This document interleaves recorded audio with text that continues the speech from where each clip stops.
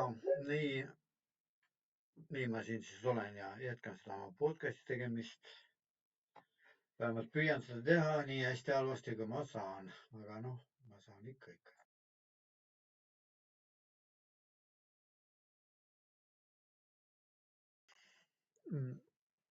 Jah, ma püüan siis uut episoodi teha ja rääkida asjust, millest vahepeal on rääkimata jäänud, sellepärast et ma tegin igasuguseid reisivideosid ja ma ei rääkinud üldse niisugustest asjadest, mis on mulle seni väga olulised olnud ja noh, et nendest rääkida just selles mõttes. Ja noh, te teate ju isegi, mis need on, kui te olete kuulanud minu podcast'i varem ka, siis olete tähele pannud ilmselt, et ma räägin natukene Ungarist ja natukene ilmast Ungarist muidugi ka, siis ma räägin natukene välispoliitikast, natukene ma räägin Orbanist, natukene olen rääkinud kunagi Kaja Kallasest viimasel ajal vähem, sest mul on selleks omad põhjused. Mitte, et ma oleksin muutunud Kaja Kallase fänniks, eriti selle taustal, mida ta seal Europarlamendis teeb, mida ta seal Brüsselis teinud ja mida ta välispoliitikas on teinud. Aga ma ei taha kuuluda ka nende hulka, kes siis oma enda riigi peaministrit maapõhja vannuvad ja kiruvad ja teda maha teevad. Aga ma tahan ka olla temaga koostööks. Minu arvates on sellel poliitilisel joonel, mida Kaja Kallas praegu veab rahvusvahelises poliitikas, täpsemalt Euroopa Liidu poliitikas, kuivõrd see nüüd rahvusvaheline on, see kahjuks on see, mis toimub Euroopa Liidus maailma mastaabis vaadatuna see, mis umbes paarkümmend aastat tagasi toimus Saksamaaga, et see Saksamaa, kes on olnud siis Euroopa Liidu vedur koos Prantsusmaaga ja varemalt ka Inglismaaga, on muutumas üha rohkem ja rohkem aja jooksul kohaliku tähtsusega võimuks. Aga see, mis Euroopa Liiduga praegu toimub, kuigi seda ei saa veel öelda, et Euroopa Liit oleks kohaliku tähtsusega, aga siiski me märkame seda mõnes mõttes küll. Ja tegelikult võib-olla, kui siis minu arvates ei ole õige ütelda, et Kaja Kallasel on selles oma teened, aga ma arvan, et pigem võiks öelda niimoodi, et Kaja Kallas on nagu see ajastu märk, siis see, mis toimub Euroopa Liidus, et see. Ja kui ma olen vist üldse uhke seda suunda, mida välispoliitikas ajada, mida meil mõned konservatiivsed poliitikud ja päris paljud Ungarile meeldida püüdes ja siis Trumpile meeldida püüdes, ma ei tea, kes kummale nüüd, kas Orbanile või Trumpile meeldida püüdes on siis püüdnud rääkida seda juttu, seda kõnestiili, seda pisendavat, Ukraina suunas pisendavat ja siis Trumpi suunas, Trumpi kiidusõnadega üle külvates seda stiili. Ma ei taha nende hulka kuulda, kes seda ka teevad, sest minu arvates on kogu selles poliitikas üks niisugune error, mida ühesõnaga lahti ei saa seletada. Tähele panna, et selle arvuti mikrofon on veel kehvem kui siis selle tahvelarvuti oma. Aga jah, kui ma juba seda nüüd olen oma teise arvutiga hakanud tegema, seda mida mul varemalt ei olnud, siis ma teen selle episoodi vähemalt sellega lõpuni, võib-olla järgmisega teen taas tahvelarvutiga, tal on natukene parem, aga mitte väga hea. Mul lihtsalt ei ole praegu paremat mikrofoni käepärast.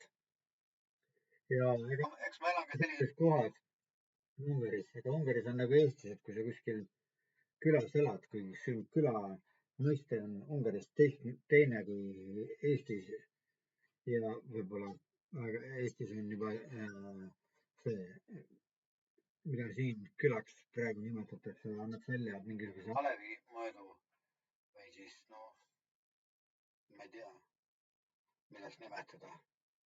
No küla ka võib-olla, aga lisaks sellele lihtsalt on Eestis nimetatud küladeks ka igasuguseid selliseid,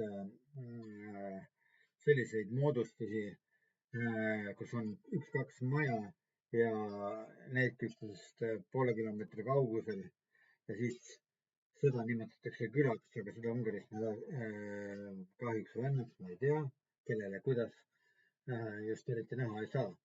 Aga igatahes noh, eks siin ole juba siin see, mida mina nimetan külaks, siis ole siis no ikka mõni 1000 elanikku kindlasti vast on, kui mitte rohkem, ei oska ütelda täpselt. Lisaks sellele on piirnevad külad, mis on praktiliselt kokku kasvanud ja niimoodi võiks juba nimetada selle Eesti mõiste järgi, Eesti mastaapi arvestades siis väiksemat sorti linnakeseks. aga noh, hea küll, ma ei taha praegu selleks rääkida, aga noh, eks külaelu ole niimoodi, et liiklus on kehv ei pääse niisugustesse paikadesse siis, kus, kus siis on, kus siis on, saab midagi, saab osta või leiab midagi. aga noh, eks ta ole, noh, ma ei hakka nüüd kurtma, ega ma ei kurda.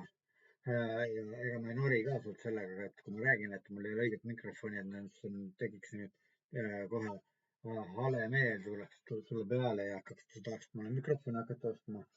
aga noh, eks sa võid seda teha muidugi, kui sa tahad. hea küll, ma ei hakka siin kerjama, ma muidugi vahelepõikeks räägin ära siis, et, et, et ja kui sa oled juhtumisi kuulnud seda kanalit, minu avalikud salamehed, oled sellest midagi kuulnud ja nüüd oled sa seda vaatama sattunud, siis ole nii kena ja märgi meeldivaks ja telli see kanal, sest siis algoritmid näevad, et kahjuks siin niisugused asjad valitsevad paljuski meie kõigi teadvustegemiste üle ja meie teadvusele ka selle meie tegemiste kaudu, et niisugused asjad, mis on elutud asjad, mis on mingisuguse matemaatikate väljamõeldised, mis toimuvad nagu jah, mitte igatahes nii nagu inimesed, aga igatahes nemad otsustavad ja niimoodi otsustavad, et kui näevad, et siin on tellitud rohkem seda, siis nad muudavad selle kanali nähtavamaks. samuti kui nad näevad, et on palju meeldimisi, siis on sellel samasugune positiivne mõju. aga ühesõnaga siis jah, ja kui sulle meeldib, tee siis seda ja kui sulle meeldib see, siis märgi muidugi meeldivaks. ma loodan, et sa ebameeldivaks ei märgi. okei, muidugi ega mul sellest midagi ei ole ka, ei oleks ka, aga noh, jah, ühesõnaga ja samuti võid oma kommentaari jätta. aga noh, mina lähen nüüd edasi oma muljetega, kommenteerimisega, eluolu kommenteerimisega ja poliitika kommenteerimisega ja sündmuste kommenteerimisega, sest vahepeal on nii palju toimunud tõepoolest ja kõik see ei ole kuskile eriti välja viinud peale selle, et juba nii Vene meediakanalitest kui ka Ungari meediakanalitest on juba palju kordi läbi käinud see teade, et Pokrovsk on langenud Ukrainas ja ukrainlased on tagasi tõrjutud ja isegi no need, kes on siis soovivad kõige paremat siis nendele venelastele, Vene vägedele ja siin Ungaris on neid kahjuks neid üsna mitmeid kui nad seda ka avalikult ei tee, siis nad teevad seda varjatult ja varjamata ise oma poolehoidu venelastele. ühesõnaga jah, et nemad on juba selle üle mitut korda varemalt juba viimase aasta jooksul on palju kordi juba ette tulnud, et no nüüd on Pokrovsk langenud ja niisugused teated ja puha. Aga muidugi jah, nagu ütles mitte üks ainult, või isegi mitu arvamuskujundajat või arvamusliidrit on juba väljendanud arvamust siis, et on väljendanud tõenäosust, et kui samasuguse tempoga nagu praegu toimub Venemaa vallutussõda, siis edaspidigi siis 70 aasta pärast võib-olla võib rääkida Ukraina täielikust kokkuvarisemisest. Aga no, eks siin ole veel aega, mis ei tähenda seda, et me peaksime rõõmustama Venemaa pealetungidele ja pisikestegi edusammude üle. kuigi võib-olla on neid, ma ei tea, ma ei saa muidugi neist aru, kes Eestis säärast asja teevad, et rõõmustavad siis nende üle, et Ukrainast räägivad sama mahategevalt kui noh, kui siis ma ei tea, kellest, globalistidest, et kõik need on üks pakend, mille sisusse siis kuulub nende meelest nagu see ühelt poolt globalistlik poliitika, teiselt poolt Brüsseli liberaalid ja Brüsseli bürokraadid ja siis Ameerika demokraadid ja LBMTQ ka samuti, siis samuti ka ukrainlased huvitaval moel. kuigi ukrainlased ühel meelel sellest kindlasti niimoodi ei arva ja kui nagu on kuulda mitmesuguste Ukraina Youtuberite sõnavõttudest, noh, nende sisu siis jälgides, et mitmed neist ei ole üldse vaimustusest nendest Lääne-Euroopa moehullustusest nagu LMBTQI ja kuidas need tähed seal sõnastasid kõik seal olid, igatahes mitte tähestiku järjekorras. Ja nad ei ole üldse vaimustuses nagu sellest, mitte paljud, enamusel aga nendest aga ei ole aega niisuguste nagu kunstprobleemidega tegeleda. Need on täitsa kõrvalise tähtsusega probleemid selle taustal, et kui sul ümber käib sellises mastaabis, nagu oli Teine maailmasõda tapmine ja hävitustöö, siis sul ei ole lihtsalt aega tegeleda niisuguste asjadega, et noh, nüüd homolobi ja mis kõik homolobi teeb ja mis nüüd kõik need LMBTQI, need gender ideoloogid teevad. Ja ma ei arva üldse, et kui peaks juhtuma ime, nagu ütles Orban seal Trumpiga kohtudes, et imesid võib juhtuda, et kui jutuks tuli see, et kas Ukraina võib sõja võita, siis Orban ütles, et Ukraina ei võida mitte mingisugusel juhul. Trump küsis ilmestunult, et kas tõesti või kuidagi niimoodi, sõna-sõnalt nii ei olnud, aga ta küsis, et kas tõesti või mis ta seal küsis. Igatahes selle peale Orban siis vastas, et imesid võib juhtuda ja Trump paistis nõustuvat sellega. Aga ja, et kui nüüd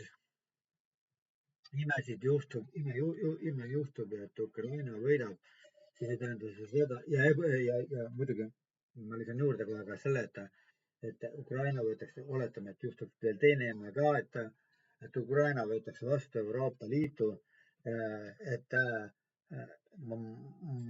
ma ei julge üldse niisuguse väitega välja tulla, et Ukraina tervitab kohe niisuguseid asju, mida Euroopa Liit on viimastel aastakümnetel juba oma prioriteediks teinud, nagu need, mis puudutab neid vähemussooliste või kuidas neid elukaid kõike nimetatud on.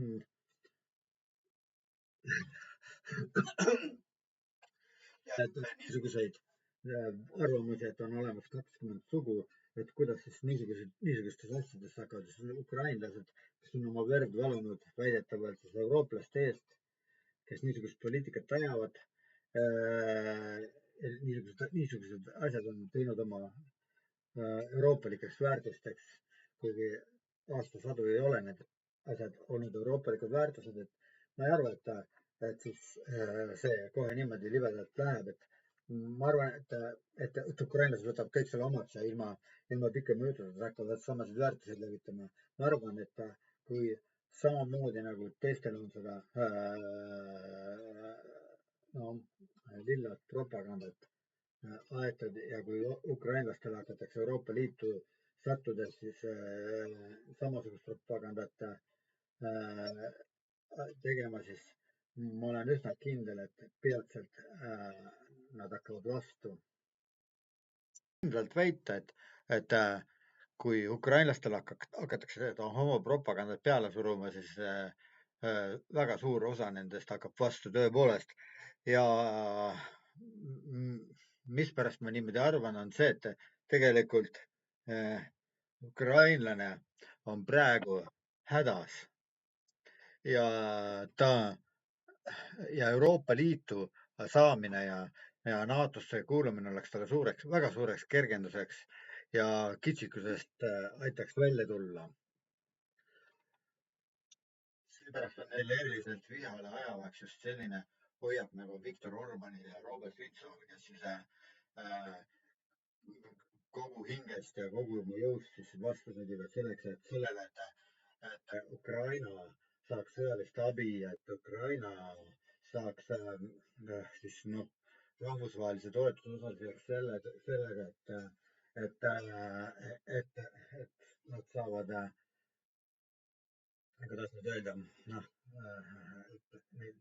saavad niisuguste organisatsioonide liikmeks nagu on NATO ja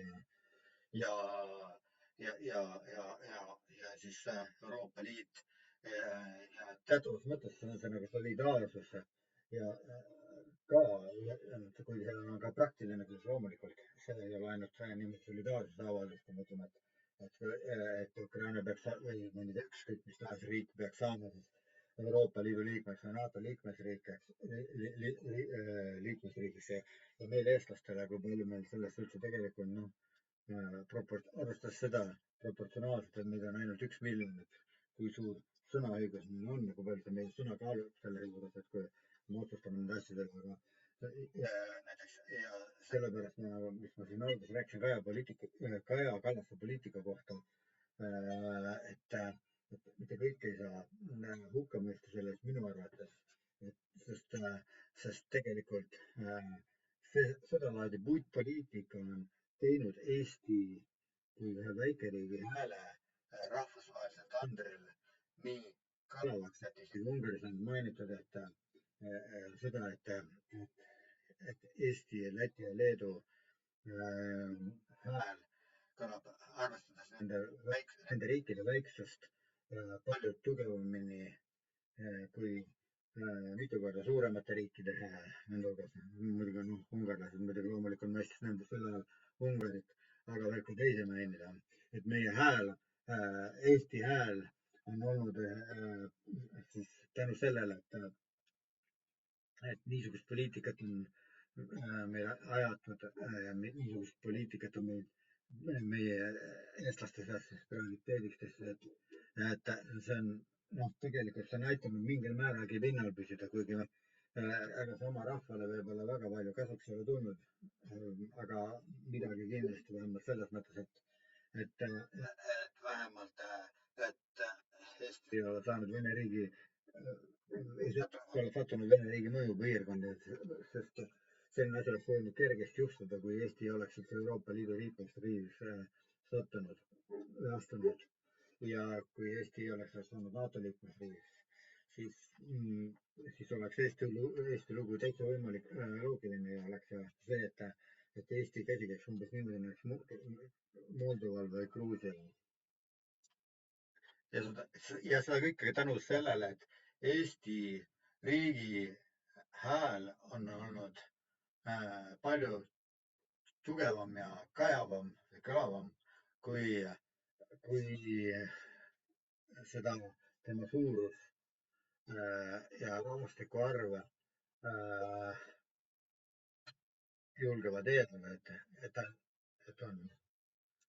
Nii et iseenesest minu arvates see poliitiline suund Kaja Kallase puhul ei vääri kriitikat, vaid pigem on äratanud tähelepanu see, et Kaja Kallasel on natukene kitsas silmaring, et ta ei tea nagu ei teaks mõningaid elementaarseid asju ja samuti eeldakse, et niisugusele kohale satub inimene, kes on palju lugenud ja kes palju teab maailmapoliitikast. Aga kahjuks Kaja Kallase puhul mina küll ei söanda väita, et tema tegevus,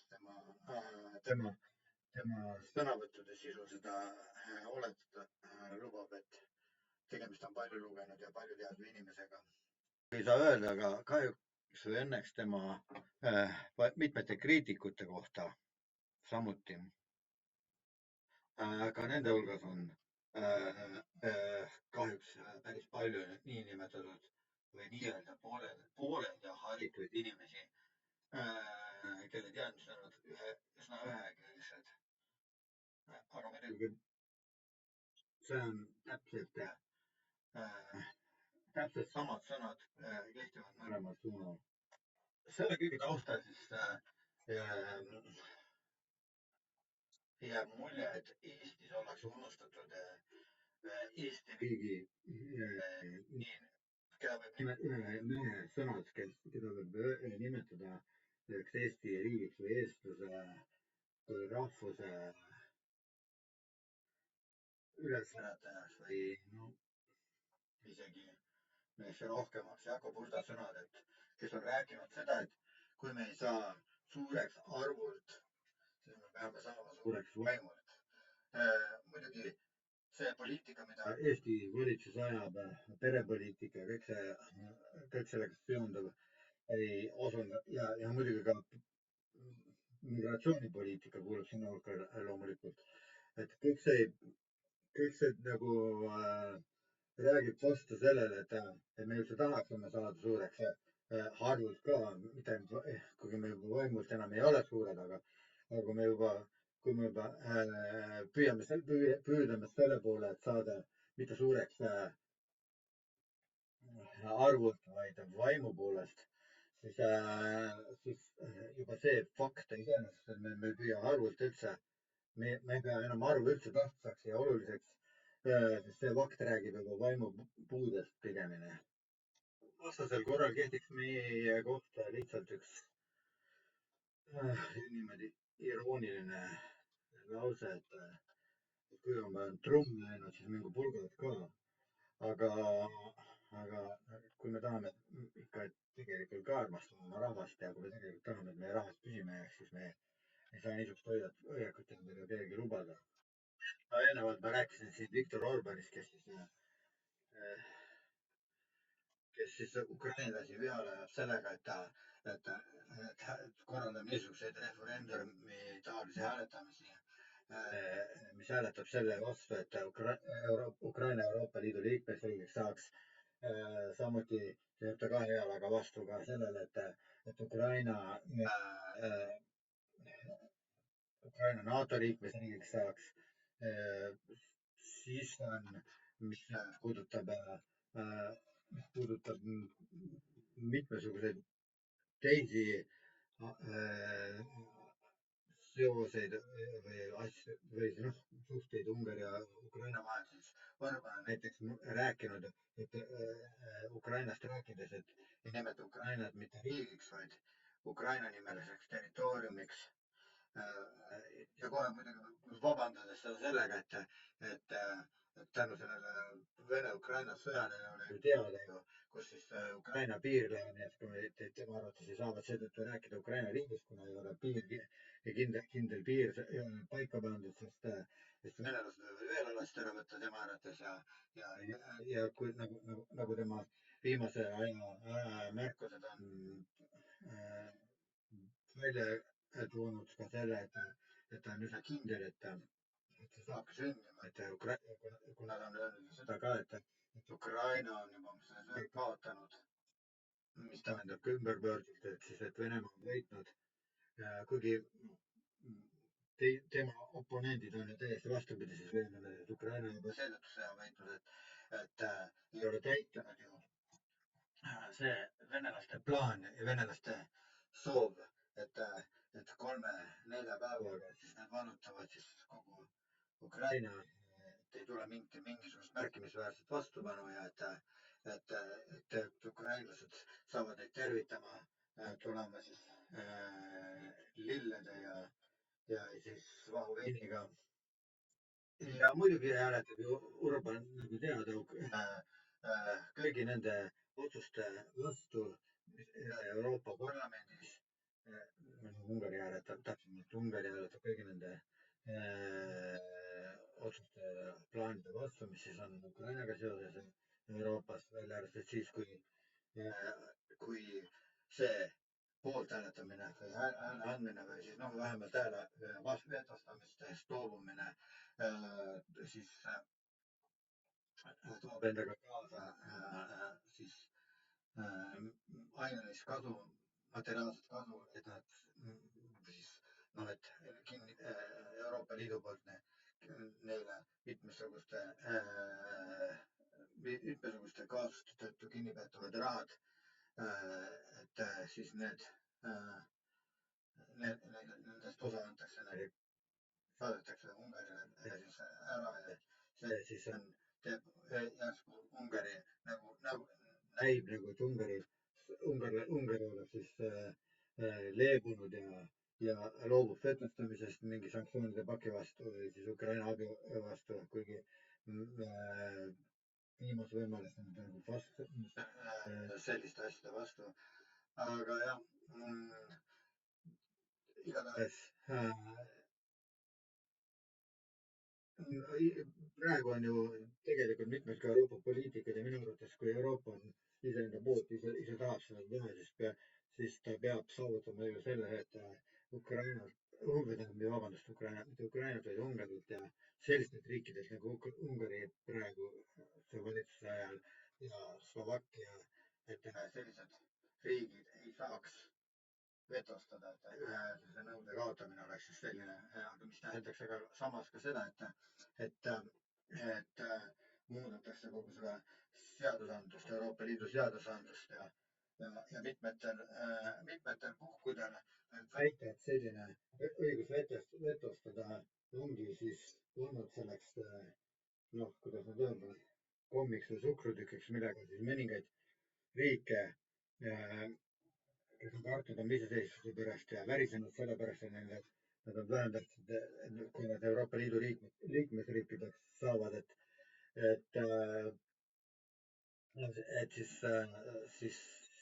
siis nende osatähtsus kahaneb ja nad peavad liiga suure tüki oma iseseisvusest ära andma.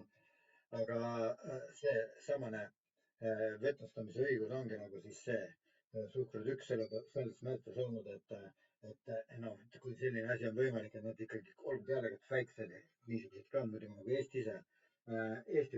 Eesti kohta kehtib see mõningates küsimustes, kui Eestil ei ole midagi meelepärast, näiteks, mida kahjuks või õnneks, ma ei tea, ma arvan, kaldun pigem arvama, et kahjuks ei ole seni eriti Euroopa Eesti ajaloos sellest ajast peale, kui ta on Euroopa Liidu liikmeks saanud, ette tulnud. Aga jah, et nii, et see on väga tähtis punkt olnud paljude jaoks, et vetostamise õigus oleks ka kõige väiksemal liikmesriigil, kui miski asi ei meeldi, et ühehäälsuse nõue. Aga noh, praegu on see saanud ka siis takistuseks sellele, et saab vabalt igasuguseid Ukraina, eriti just konkreetselt Ukraina riigiga ja Ukraina ja Venemaa siis sõjategevuse või siis Venemaa praeguse jõupoliitika vastu suunatud sammudega seoses, siis on siis on kõigis nendes küsimustes, kõigis nendes asjades, kõigis nendega seotud asjade hääletamisel on Ungari püüdnud takistada just sellele samale vetostamise õigusele tuginedes. Üks olulisi põhjusi muidugi, mida Ungari märgib, et tema jaoks on need väga olulised põhjused muidugi, on see, et Ungari väidab, et kuna tal ei ole merepiiri, siis tema naftat ja õli ei saa kuskilt mujalt kui ainult Venemaalt ja Turuspa gaasijuhtme kaudu. Mitmed spetsialistid on muidugi sellele vastu vaielnud ja ühemõtteliselt vastu väitnud, et oleks võimalik Ungari varustust õliga, naftaga ka Horvaatia kaudu lahendada, et ei pea ilmtingimata Venemaalt eksportima, importima, sisse vedama seda naftat. No nii.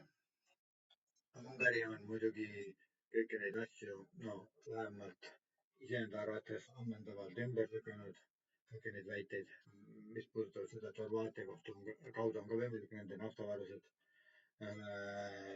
võimalik kätte saada. Aga ja just see sanktsioonide teema oli ju ka peamine põhjus, miks Orban 7. novembril, 7. november oli, kes on Nõukogude ajal elanud, kes ei mäleta, mis oli 7. november. 7. november oli ju, mis ta oligi, Nõukogude Liidu sünnipäeva. Ja et sünnipäev, Nõukogude Liidu sünnipäev, Nõukogude Sotsialistlike Liiduvabariikide Liidu sünnipäevaks loeti, aga iseenesest sellel ei ole muidugi tähtsust. No, oluline on see, et selle aasta 7. novembril, siis kohtusid Vaalsaalis Valges Majas Viktor Orban ja Donald Trump, Ameerika Ühendriikide president ja üsna peatselt ilma mingisuguseid konkreetseid dokumente ette näitamata pasundasid kõik Ungari peavoolumeedia kanalid, et Ungari on Ameerika Ühendriikidelt saanud sanktsioonidest vabastuse piiramatu ajani. Ühesõnaga, sanktsioonid on, jutt on nendest sanktsioonidest siis, et mille siis Ameerika Ühendriigid plaanivad kehtestada sellega seoses, et nende riikide vastu konkreetselt, kes siis ostavad Venemaalt kütust. Euroopa Liidus on nendeks mitte ainult siiski, aga mitte ainsad, aga siiski ühtedeks suuremateks siis Ungari ja Slovakkia muidugi. Aga samas ka Belgia ja isegi mis tahab see näiteks ja Belgia põikleb kõrvale sellest ja noh, veel Hispaania, ma ei tea, Küpros või mis on veel, Kreeka, kes sellega seotud on. Ühesõnaga ostetakse nii, mis mühin, teised ostavad ka praegu siiamaani, kuigi võib-olla paljud ei osta need otse Venemaalt, vaid ostavad edasimüüjate kaudu Venemaa gaasi, Venemaa naftat ja siis no ja, aga Orban siis pasundas kohe suurel häälel, et ta on kuni piiramatu ajani saanud siis vabastuse sellest, mistõttu selle tõttu, et nad Venemaalt seda kõike tarnivad, et siis neid USA sanktsioonid ei saa puudutama. Tegelikult peatselt varsti pärast seda, kui Orban oli juba niisuguste avaldustega välja tulnud, väitis Marco Rubio midagi sarnast, aga tema väitis, et Ungarile on antud pikendust 1 aasta. Et üks neist siis valetab, kas valetab Marco Rubio või valetab Orban. aga jah, ühesõnaga äh, muidugi konservatiivid Ungaris ja siis parempoolsed inimesed, parempoolse mõttelaadiga inimesed siis tervitasid paljud neist, vähemalt mõned neist küll kindlasti Orbanit kui jälle ühte vabastajat ja üks võitlejat, kes siis võitles välja ka Washingtonis siis õiguse osta Venemaalt edaspidigi seda, mida ta senimaani kogu aeg on ostnud.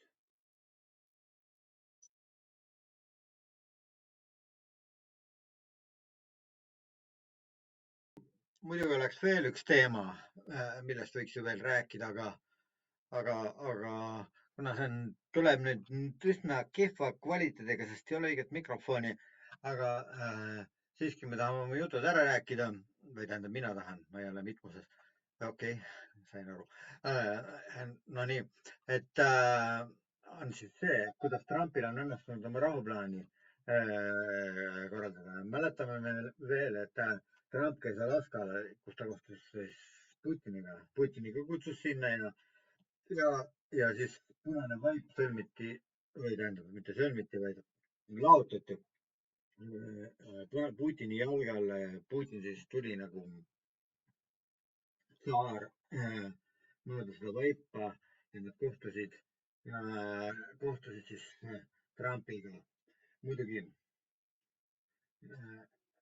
seda kõike on tõlgendatud erineval viisil, mõned on tõlgendanud seda kõike niimoodi, et tegelikult, et me oleks nagu pidanud mitmesugustest märkidest välja lugema seda, et tegelikult sai Putin hoopis alandatud Alaska kohtumise ajal. ma ei tea, need märgid, mulle need märgid nagu väga silma ei hakanud, aga eks Trumpil on oma loogika ja tõenäoliselt selles midagi sellist oli, aga igatahes noh, võib kindlalt, üsna kindlalt, 100% kindlalt väita, et kui need märgid, mis püüdsid ka Putin siis alandada selle Alaska kohtumise aegu, need läksid siis, need olid siis mõjusid siis Putini jaoks nagu hane selga vesi. no siis oli vahepeal niisuguseid avaldusi, niisuguseid jutte kuulda, et Trump on väga pettunud Putinis ja ta on masenduses sellepärast, et Putin ei taha tema sõnu tõsiselt võtta selleks, et siis rahu sõlmida. ja siis ta lubas Tomahawk Ukrainale ja need pidid siis Ukrainale niisuguseid nii valusaid lööke andma, et siis Putin saab nendest õppima, et edaspidi käituks viisakamalt Trumpi ettepanekutega seoses. aga no ilmselt see kõik, see Tomahawkide andmise lubadus siis ja konkreetsed sammud, kui Trump siis kohtus Zelenskiga pärast seda Alaska kohtumist veel ja pärast seda lubadust, kui ta annab Tomahawki siis Ukrainale, et kohtus Zelenskiga ja rääkis veel Zelenskiga ja siis järsku tuli Putinilt siis sõnum, mis kõik viitas sellele, et Trumpile mõjusid siis Putini ettepanek kohtuda Budapestis uuesti teist korda nagu lunastus. aga jah, juba nagu otsustati see ära, aga ainukene asi, mis koos sellega, või mitte ainukene asi, aga koos sellega siis Budapesti kohtumisega ja selle tühistamisega lõpuks, mitte täieliku tühistamisega, sest see ei ole veel siiamaani täielikult tühistatud. ja mis Orbanit puudutab, siis Orban on siiamaani veendunud ja Ungaris ollakse siiamaani veendunud, et varsti võib selline kohtumine tõepoolest aset leida. aga igatahes Trumpile mõjus nagu lunastus see, et siis Putin otsis temaga kontakti, et siis Budapestis temaga kohtuda. aga noh, sellega kaasnes kohe see, et kuskilt tagaplaanilt kadus ära Tomahawkide Ukrainale andmise lubadus. nii et noh, kui nüüd, kes natukene psühholoogiat on õppinud ja kes psühholoogid ja noh, vähemalt ütleme intuitiivselt, kes oskab mõtelda ja kes teab, mis on ja orienteerub enam-vähem siis psühholoogias, et see peaks ju aru saama, et Putini käik võiski olla ju ainult selle eesmärgiga välja käidud, et sellega siis Tomahawkide Ukrainale andmise lubadus laualt maha raputada. ja tegelikult, kui see nii oli, siis igatahes oli see väga, väga edukas samm Putini poolt. mis Ukraina allikaid puudutab, siis Ukrainas räägitakse, et Trumpi lubadus Tomahawk Ukrainale anda ei ole kunagi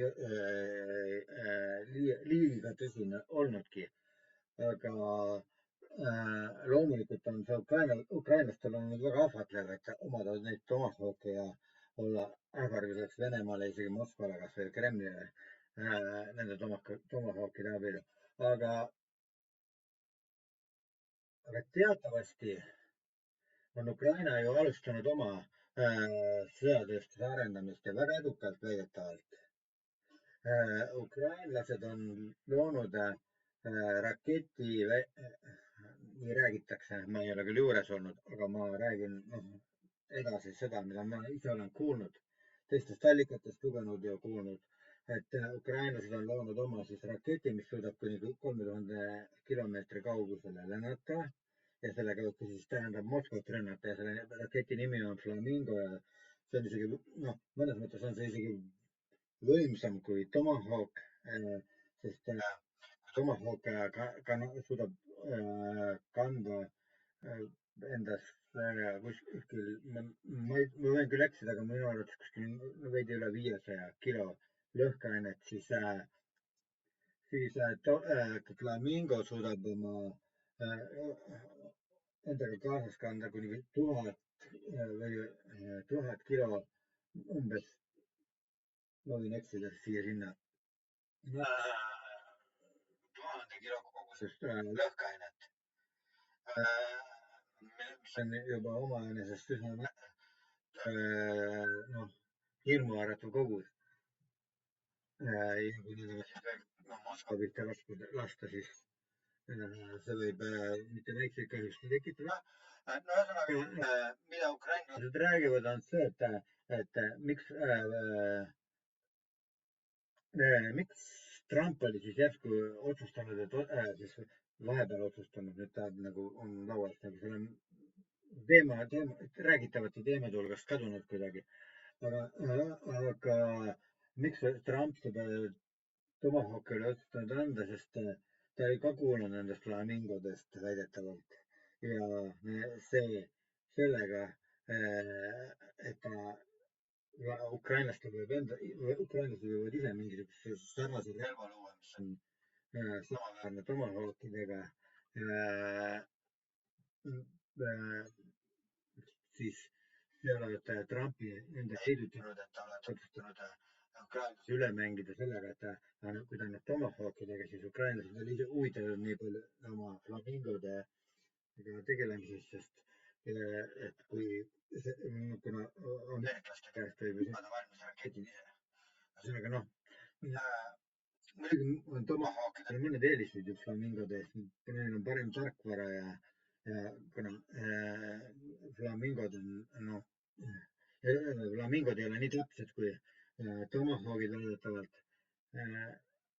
aga no üks põhjustest, millest vahepeal räägiti, oli miks nüüd see sedasi, miks Trump sellega üldse välja tuli, oligi flamingode pärast.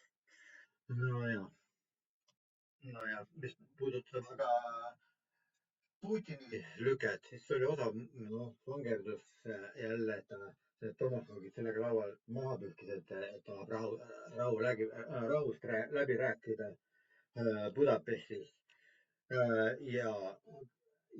Aga loomulikult ei ole ju Putin olnud valmis mitte mingisuguseid järeleandmisi tegema. Ei olnud varem ega ole ka nüüd ja ta ei kavatsegi ennem järgi anda, kui ta oma eesmärgid saavutab ja see on ka see põhjus, miks ei ole miks Trump lõpuks leidis, et ei ole mõtet selle Budapesti kohtumisel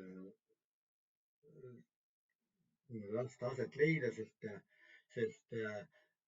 sellega ta viidaks lihtsalt aega ja tal on palju tähtsamaid asju, millega tegeleda, kui lihtsalt aega viita kohtumisega Budapestis Orbani meele heaks. Orban ja mitmed Orbani poliitikud, sest aga muidugi räägivad praegugi veel, et see Budapesti kohtumine Putini ja Trumpi vahel ja võib-olla ka tuleb nende arvates ka saba jalge vahele tõmmates ja alandliku ilme pähedes sellega kohtumisele Zelenskõi, kes siis lõpuks ometi annab käest need alad ära, mida Putin temalt nõuab ja lepib nende tingimustega siis, mida Putin talle ette seab. Aga vaatame. Minu arvates sellist asja juhtuma küll kunagi ei saa. Muidugi veel üks oluline asi, mis Zelenskit puudutab. Zelenski käis vahepeal Kreekas ja käis Prantsusmaal, tellis prantslastelt hüvitajaid. Siis veel üks asi, oluline asi, Zelenski lähikonnata kuuluvad isikute seas on tekkinud on avastatud korruptsiooni ja seda seostatakse mõnikord sellega, ja mitte mõnikord, vaid tihti eriti vaenlased, Ukraina vaenlased eriti seostavad sellega, et siis hiljuti oli meeleavaldused selle, et kui Zelenskõi tahtis siis korruptsioonivastast seda asutust NABU-t valitsuse kontrolli alla võtta. Senimaani ta sõltumatult tegutseb. Ukrainlased ise väidavad, et selle eeskujuks on olnud sellised Vene spioonide osa. Aga ma ei tea täpselt. Ma praegu sellest ei räägi, aga sellest saab järgmine kord natukene rohkem teavet ja siis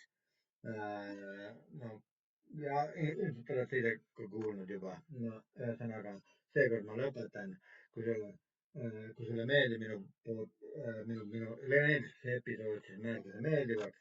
Kui sulle meeldib minu podcast, siis telli see. Ja oma lõpetuseks ma panen siia luuletuse, mis ma tõlksin ungari keelde, Eesti luuletaja Juhan Liivi luuletus Minust lagi on meie tool ja selle loeb üles tehisintellekt. Aga lõpetuseks siis nii. Ole siis tugev ja Jumal õnnistab teid kõiki.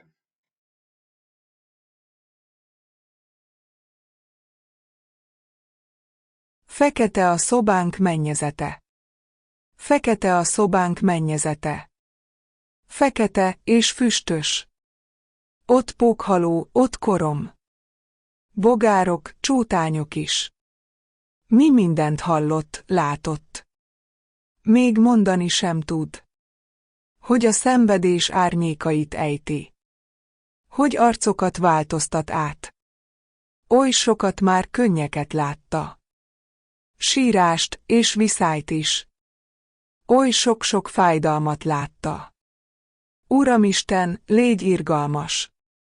Fekete a szobánk mennyezete. És a mi korunké is. Mint a láncba verve lenne. Bárcsak el tudna mondani.